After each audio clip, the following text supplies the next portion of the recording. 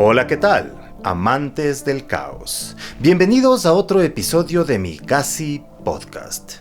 En esta ocasión nos sumergiremos en la penumbra de una historia donde el autoritarismo y la rebelión se entrelazan en una danza trágica. Durante el gobierno de León Febres Cordero, un mandato marcado por la mano dura y la represión sistemática, emergió Alfaro Vive Carajo, un grupo insurgente que ya tiene su propio episodio en este podcast. El mismo se levantó como respuesta a un Estado opresor, que adoptó medidas económicas muy fuertes que desencadenaron un profundo descontento social.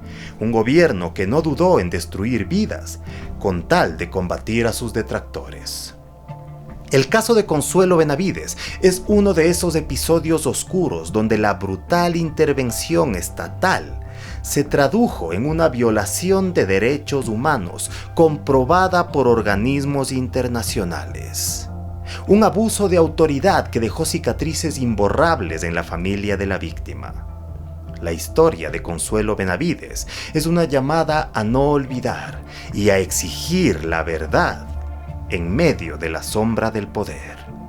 Si te gusta mi contenido, recuerda revisar la descripción para encontrar formas en las que puedes apoyarme. Y si quieres contactarte, no dudes en escribir al mail que aparece en pantalla. Como siempre, bienvenidos a este viaje.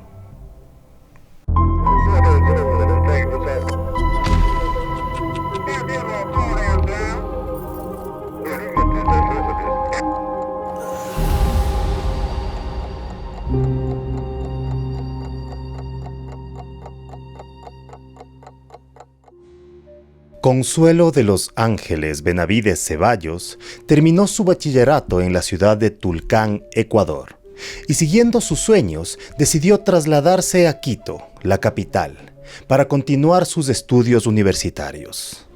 Eran los inicios de la década de los 80s y luego de la sospechosa muerte del presidente Jaime Roldós Aguilera, quien intentó oponerse a la injerencia de las potencias extranjeras en el país y en la región, asumió la presidencia el vicepresidente Osvaldo Hurtado, quien empezó su gobierno con una serie de medidas económicas poco populares.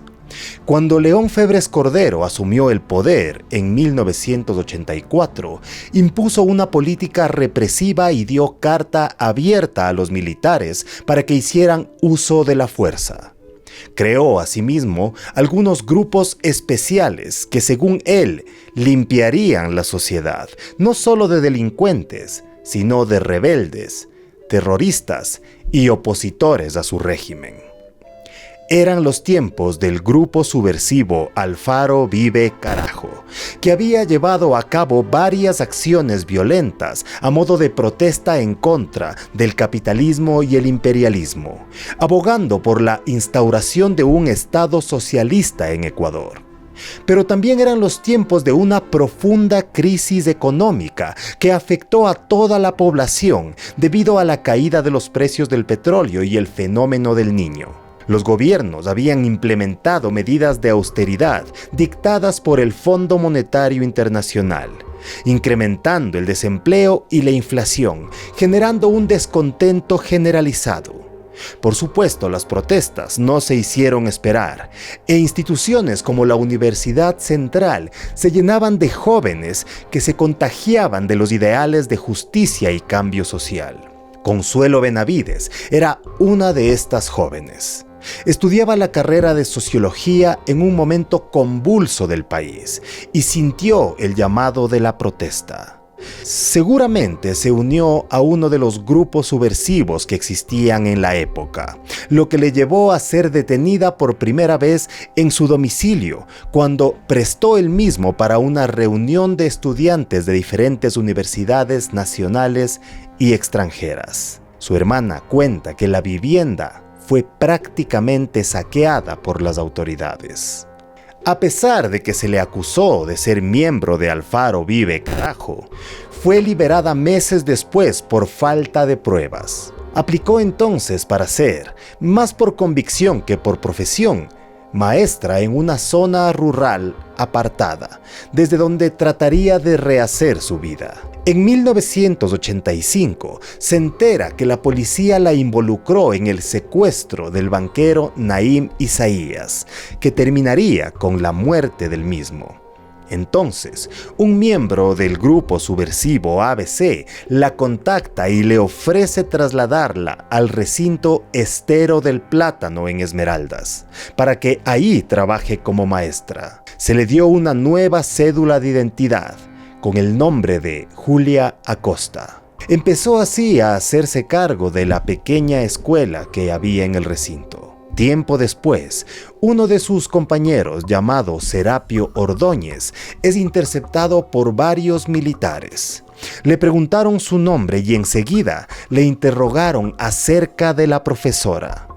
Serapio les dijo que ella estaba en su hogar. Los apresaron a ambos a punta de metralleta y se los llevaron en medio de la oscuridad de la noche. Les hicieron dormir en la casa de otro campesino y al día siguiente caminaron y pidieron por radio un vehículo.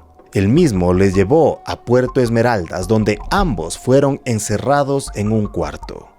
A eso de las 9 de la noche, sacaron a Serapio Ordóñez y le colocaron una capucha para cubrirle la cara. Durante el interrogatorio lo golpearon y luego lo devolvieron de nuevo al cuarto. Se llevaron entonces a la profesora.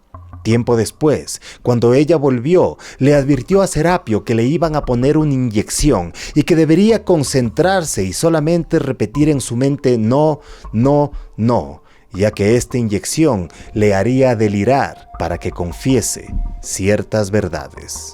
El 6 de diciembre de 1985 los pusieron frente a una pared y les vendaron los ojos con cinta de embalaje mientras les amarraban las manos. Cuando la capucha caía sobre el rostro de Serapio, él no sabía que esta sería la última vez que vería a su compañera con vida. Subieron a ambos en un vehículo y emprendieron camino. Por el frío que empezó a sentir, dice Serapio, que supo que estaban dirigiéndose hacia la sierra. De hecho, se dirigían hacia la ciudad de Quito, específicamente a un lugar llamado Servicio de Inteligencia Naval. Un lugar que luego, se sabría, escondía oscuros secretos. Al llegar, Serapio escuchó que sus captores hablaban con otro hombre de voz más gruesa. Este hombre abrió la puerta del lado de la profesora y le saludó con su nombre real: Consuelo Benavides. En su testimonio, Serapio cuenta que los interrogatorios continuaron. Al trasladarlo, le pusieron una camisa en la que logró leer unas letras bordadas. Decían claramente: Infantería de Marina. Una pieza de información clave en el desarrollo de la historia. Ante la resistencia de Serapio, los captores cortaron su camiseta y con ella le amarraron los pulgares detrás de su espalda. Con una soga y una polea que estaba localizada en el techo, empezaron a levantarlo hasta que quedó suspendido. Cuenta que no sintió tanto dolor hasta que uno de los agentes empujó su espalda hacia abajo, dislocándole ambos hombros. Los gritos resonaron en todo el cuarto. Luego de más tormentos lo descolgaron finalmente y vino una persona a advertirle que si no decía toda la verdad y contestaba sus preguntas, al siguiente día terminarían con su vida en agua helada. Finalmente, le tomaron de los brazos y las piernas y lo lanzaron al balde de una camioneta, en sus palabras, como si fuera un racimo de plátanos. El vehículo se encendió y empezó a avanzar. Serapio, a lo lejos, pudo escuchar los gritos de Consuelo dentro del cuarto de tortura. Al siguiente día le comunicaron que volvería a su hogar. Fue llevado entonces a Esmeraldas y liberado el 8 de diciembre de 1985 en la vía de Brazo Largo. Le advirtieron que no debería contar nada de lo ocurrido y que si alguien le preguntaba, debería decir que estaba hablando con alguien de negocios. A duras penas logró encontrar ayuda y volver finalmente a su casa, donde por sus lesiones no pudo trabajar durante casi un año en sus terrenos, teniendo que vender al banco casi todas sus propiedades debido a las deudas que se le venían encima. Consuelo Benavides, por su parte, pasó a engrosar la oscura lista de personas desaparecidas por el régimen en esta época. Su familia inició la desesperada búsqueda con la esperanza de encontrarla con vida. Lejos estaban de saber lo que sucedió con ella. El 13 de diciembre de 1985, en un potrero de una hacienda cercana a la población de Rocafuerte en Esmeraldas, 2 trabajadores se encontraban con un terrible hallazgo. Era el cuerpo de una mujer sin vida. Presentaba el rostro desfigurado por lo que parecían ser varios balazos disparados directamente. Tenía también la boca tapada con un esparadrapo. Enseguida avisaron a las autoridades del sector. Un médico llegó a la escena y logró tomar algunas fotografías que dieran constancia del hallazgo. Luego levantó el cadáver y lo examinó. Concluyó que había muerto 48 horas antes, cerca del 11 de diciembre. El teniente político ordenó que se mantenga el cadáver en una canoa con hielo, esperando que algún familiar aparezca para reconocerlo. Nadie apareció. Entonces, el teniente mandó a reunir fondos entre la comunidad y luego de velar el cadáver y darle una misa a la que asistió todo el pueblo, ordenó se le entierre en el cementerio con una única inscripción: la mujer de Rocafuerte. Cuando León Febres Cordero termina su mandato y Rodrigo Borja, líder de la izquierda democrática, asume el poder, afronta la responsabilidad de responder ante todas las familias que pedían justicia por las graves violaciones a los derechos humanos que se cometieron en el anterior periodo. En las marchas de los desaparecidos por los escuadrones de la muerte de Febres Cordero, los familiares salían con carteles que decían: otra obra de León Febres Cordero, mostrando la foto de su familiar desaparecido. Así pues, el 20 de agosto de 1988 se conforma una comisión multipartidista en el Congreso Nacional, cuyo fin era investigar la desaparición de Consuelo Benavides. Gracias a los esfuerzos de su familia, que nunca dejó de buscarla, logran finalmente localizar a Serapio, quien es invitado al Congreso a dar su declaración. En esta describió todos los horrores que vivió y además dio un dato importante: la ropa que tenía puesta Consuelo la última vez que la vio. Por esta declaración, según denunció después Serapio, fue nuevamente perseguido por miembros de la Marina. Todas estas veces, por suerte, logró escapar. Siguiendo las pistas, los familiares y la comisión logran enterarse de la historia de la mujer de Rocafuerte y se ordena abrir el féretro. Al sacar el cuerpo, comprobaron que la ropa era la misma que describió Serapio. Y observando las fotos que tomara el médico años atrás, Rosa Ceballos termina por reconocer que esos son efectivamente los restos de su hija Consuelo Benavides. Presentó en enero de 1989 una acusación particular contra los autores del crimen. Pero este proceso, como tantos otros en este país, tristemente terminó estancado entre burocracia y corrupción. En 1992 se escribiría otro capítulo de esta historia, cuando el capitán Vicente Grijalva es dado de baja por negarse a colaborar en actos de corrupción dentro de la Marina. Decide entonces denunciar varios casos de desaparición y ejecución extrajudicial en los que estaba implicado un oscuro personaje, el teniente de inteligencia naval Fausto Morales Villota. El capitán Grijalva era segundo comandante del destacamento naval de Balao en 1984, un año antes de la desaparición de Consuelo Benavides. Por su cargo se enteró que en 1985 un grupo de infantería de marina fue a entrenar a Esmeraldas, recibiendo la orden de capturar a todos los subversivos del sector. Llegó a saber los nombres y apellidos de quienes tomaron prisioneros a Consuelo y Serapio y los llevaron a Quito, en donde los entregaron a Fausto Morales Villota.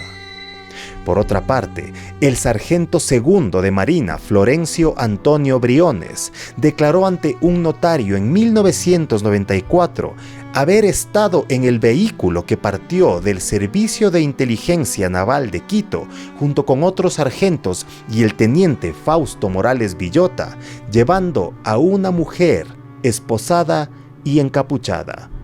Con seguridad se trataba de Consuelo Benavides. La llevaron a Esmeraldas, según dicen, y en un punto Fausto Morales ordena detener el jeep y que se bajen 2 oficiales para que monten guardia, mientras él siguió adentrándose con el vehículo en donde llevaba a Consuelo y a otro acompañante. Minutos después, los 2 guardias escucharon a lo lejos varias detonaciones de disparos. Cuando el teniente Fausto Morales volvió con el acompañante en el vehículo, la mujer ya no estaba.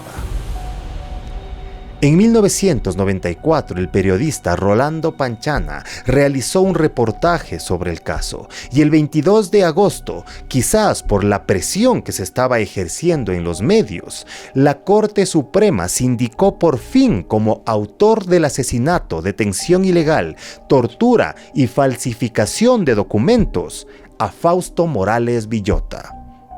También nombró cómplices al contraalmirante en servicio pasivo Francisco Viteri Silva y al sargento de Marina Pedro Sagñay.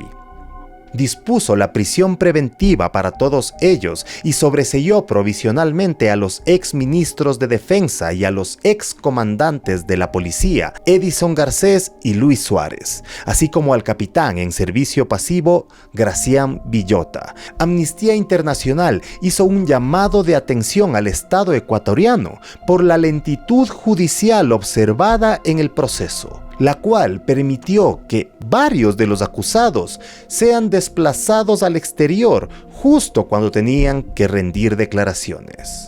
La Comisión Interamericana de Derechos Humanos, CIDH, realizó una visita al Ecuador solicitando información sobre este y otros casos. Aunque se intentó llegar a una solución amistosa, no se logró un acuerdo con la familia, ya que el monto que el Estado pretendía dar, con la justificación de que había una crisis económica, era irrisorio. En septiembre de 1995, la CIDH aprobó un informe responsabilizando al Estado ecuatoriano por la detención ilegal, tortura y asesinato de Consuelo Benavides. El caso llegó finalmente a la Corte Interamericana de Derechos Humanos y en junio de 1998, durante una audiencia pública, el Estado ecuatoriano, en un gesto histórico, reconoció su responsabilidad en la desaparición y muerte de Consuelo Benavides. Se comprometió a reparar los daños causados, incluyendo una indemnización de $1 millón para los padres y la promesa de perpetuar la memoria de la profesora, nombrando calles, plazas y escuelas en su honor. A pesar de que el Estado ecuatoriano reconoció su responsabilidad y se comprometió a reparar los daños causados, el cumplimiento de estas obligaciones ha sido parcial, por no decir totalmente insuficiente. Aunque se pagó la indemnización acordada a los padres de la víctima, otras medidas, como la perennización de su nombre en espacios públicos, fueron cumplidos muchísimo tiempo después, tanto que sus padres no vivieron para verlos hecho realidad. Por si fuera poco, el Estado nunca cumplió con su deber de investigar y sancionar a todos los responsables de estos crímenes. La Corte Suprema de Justicia, de hecho, declaró prescrita la acción penal contra los implicados, argumentando que el tiempo legal para procesarlos había expirado. Este incumplimiento refleja una falta completa de voluntad para garantizar algo tan básico como la justicia y prevenir la impunidad en casos de violaciones de derechos humanos. El 16 de agosto de 1994, el capitán Fausto Morales es convocado al comando de la Fuerza Naval para ser arrestado. Lejos de entregarse, Morales sacó su arma y gritando «¡Preso nunca!», intentó dispararla, pero uno de los oficiales sacó su arma y lo hirió en el hombro. Fue así capturado, pero esto no serviría de absolutamente nada, ya que meses después, inexplicablemente, logra escapar de la prisión. No solo eso, sino que los demás implicados también terminaron huyendo de los centros de detención, excepto el sargento Sagniay, quien con la pena más alta fue el único en cumplir su condena. El 9 de diciembre de 1995, con la causa finalmente prescrita, se queda un proceso legal en suspenso hasta la recaptura de los indicados, algo que obviamente no ha ocurrido hasta la fecha. Este incumplimiento lleva el caso ante la Asamblea General de la OEA, donde por primera vez se informa sobre la falta del Estado ecuatoriano en su deber de investigar, juzgar y sancionar a los responsables. Y es que no estamos hablando solamente de un caso aislado. Estamos hablando de varias violaciones a los derechos humanos, que por si fuera poco, no solamente podrían afectar a personas que están en la lucha social, podrían llegar a afectarte a ti, a tu familia o amigos, por lo cual es tan importante que se respeten estas leyes, que lo que hacen es brindarnos seguridad como sociedad. En una entrevista de 2010, los hermanos de Consuelo Benavides, únicos parientes vivos, expresaron su frustración. Los responsables siguen libres hasta la fecha. El hermano de Consuelo clama por justicia, y no solo por el crimen de Consuelo, sino también por otras muertes en extrañas circunstancias de uniformados que fueron testigos de las acciones del ex subdirector de inteligencia naval, Fausto Morales Villota, cuyo paradero es desconocido hasta el día de hoy. A pesar de que Serapio Ordóñez fue también víctima en el caso, perdiendo casi todo su patrimonio, ni la justicia nacional ni la internacional han reparado de ninguna manera el daño ocasionado. Actualmente su casa en Estero del Plátano se encuentra abandonada, mientras él reside en un barrio popular de la ciudad de Quinindé. El 25 de agosto de 2015, representantes de la Defensoría del Pueblo y del Ministerio de Cultura y Patrimonio lo visitaron para analizar la posibilidad de establecer un sitio de memoria en la escuela de la comunidad de Estero del Plátano, reconociendo así al menos su condición de víctima en este caso. A pesar de los discursos y compromisos, la justicia, como en muchos otros casos, sigue siendo esquiva, dejando una herida abierta en la memoria colectiva, una marca de desconfianza y temor. Muchas veces se clama por mano dura, pidiendo que se tomen decisiones rápidas para frenar la violencia, pero pocos se detienen a pensar que una y otra vez la historia nos ha demostrado que estas supuestas fuerzas del orden terminan abusando de su poder y arrebatando vidas inocentes. Quizás no estamos listos para comprender el verdadero precio de este tipo de políticas represivas hasta que golpean a alguien cercano. El dinero que se ofrece como reparación, si es que llega, después de años de interminables batallas legales, nunca será suficiente para mitigar la pena de perder a alguien. El caso de los desaparecidos es más triste aún, ya que sin un cuerpo que velar, no hay forma de que la familia procese y entienda completamente el tránsito hacia la muerte. Por esto, la crueldad de las autoridades que desaparecen personas comprueba que los verdaderos monstruos están entre nosotros y muchas veces van de uniforme. Como siempre les digo, recuerden que uno aprende más hurgando en lo desconocido que en lo que cree conocer. Muchísimas gracias a todos estos miembros del Caos, Patreons y donadores. Si te gustó, no olvides compartir, dejar tu like y comentario. Además, en la descripción podrás encontrar varias formas para ayudarme a hacer más episodios del Casi Podcast y otros videos. Hasta la próxima, amantes del caos.